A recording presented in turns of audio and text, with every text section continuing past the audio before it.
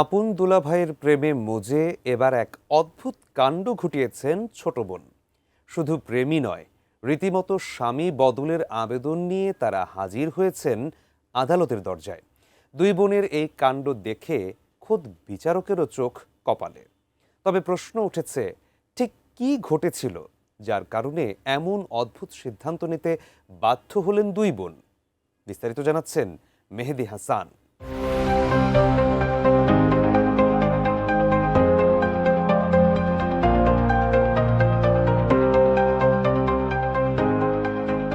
বড় বোনের স্বামীর সঙ্গে সম্পর্কে জড়িয়েছেন ছোট বোন, আবার ছোট বোনের স্বামীকেও জীবনসঙ্গী হিসেবে পেতে চান বড় বোন। দু বোনের এই জটিল সম্পর্কের ঘটনা শেষ পর্যন্ত গড়িয়েছে আদালত পর্যন্ত। আর আদালতে দাঁড়িয়েই তারা জানিয়েছেন পারস্পরিক সম্মতিতেই একে অপরের স্বামীর সঙ্গে নতুন সংসার শুরু করতে চান তারা।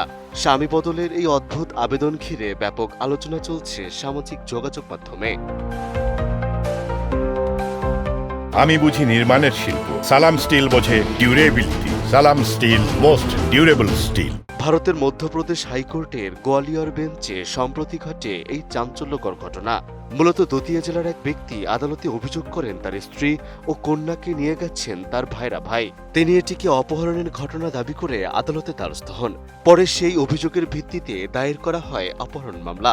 আদালতের নির্দেশে পুলিশ ওই নারী ও তার সন্তান এবং অভিযুক্তকে আদালতে হাজির করলে ঘটনার ভিন্ন চিত্র সামনে আসে।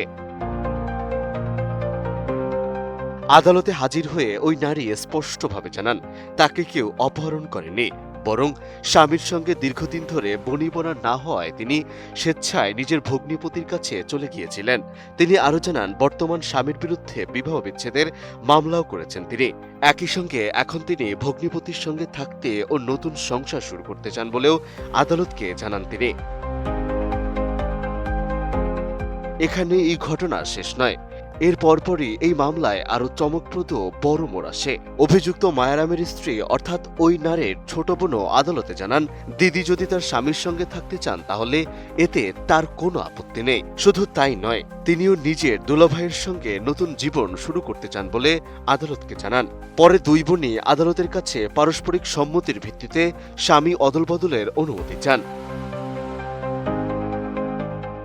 এদিকে শুনানি শেষে বিচারপতি বলেন মামলার সঙ্গে জড়িত সবাই প্রাপ্তবয়স্ক এবং নিজেদের সিদ্ধান্ত নিজেরাই নিতে সক্ষম। আদালতের পর্যবেক্ষণে এখানে অপহরণ বা জোরপূর্বক কাউকে আটকে রাখার কোনো প্রমাণ পাওয়া যায়নি। তাই এটিকে পারিবারিক ও ব্যক্তিগত বিষয় হিসেবে উল্লেখ করে হেবিয়াস কর্পাস পিটিশন খারিজ করে দেন বিচারপতি।